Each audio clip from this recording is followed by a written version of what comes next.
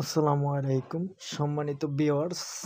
আপনারা চাইলে ঢাকা শহর যে কোনো প্রান্তে যেতে পারেন মেট্রো রেলে।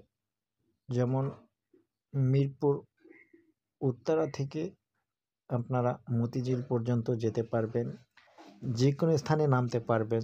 যেমন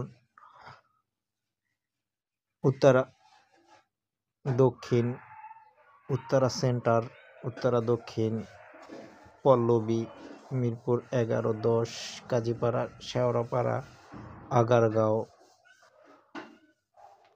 বিজয় সরণি, ফার্ম গেট, কারওয়ান